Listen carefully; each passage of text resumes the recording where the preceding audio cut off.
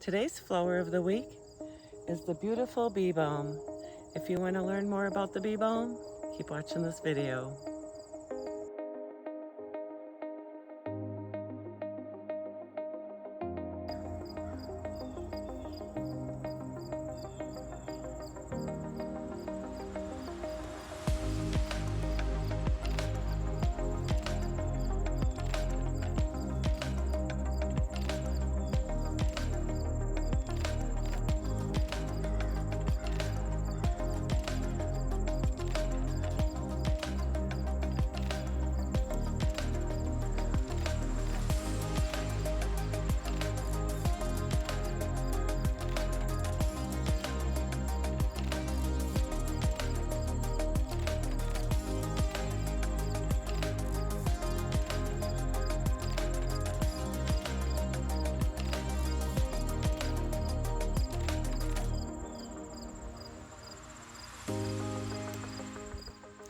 Hey garden friends, it's Chris from Gardening at the Simongetti North.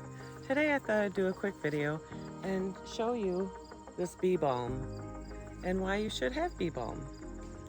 Bee Balm is a North American native and is also in the mint family.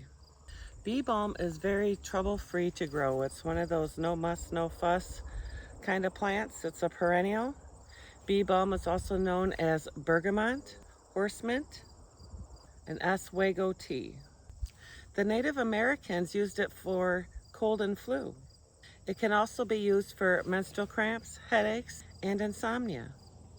This medicinal herb is quite potent, so a little bit does go a long way, so you want to be careful with that.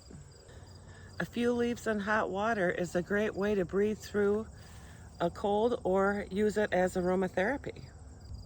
Bee Balm comes in a variety of colors. It comes in pink, white, and red, and blooms in early to late summer.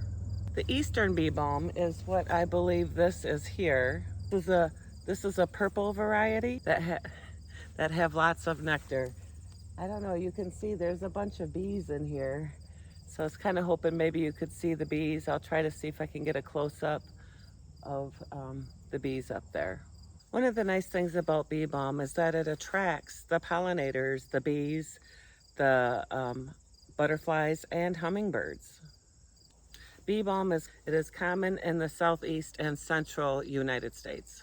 So there's also a couple other varieties. There is a lemon Bee Balm, has thin grass-like leaves.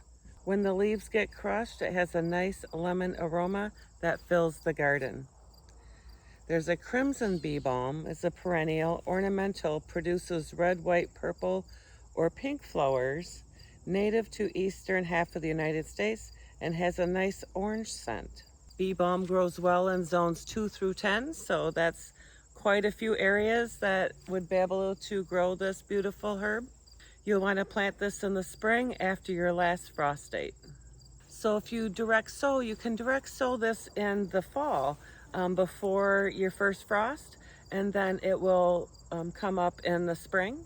It likes full sun, but it will also tolerate part shade. So if it gets full sun most of the time and gets some part shade, that will work.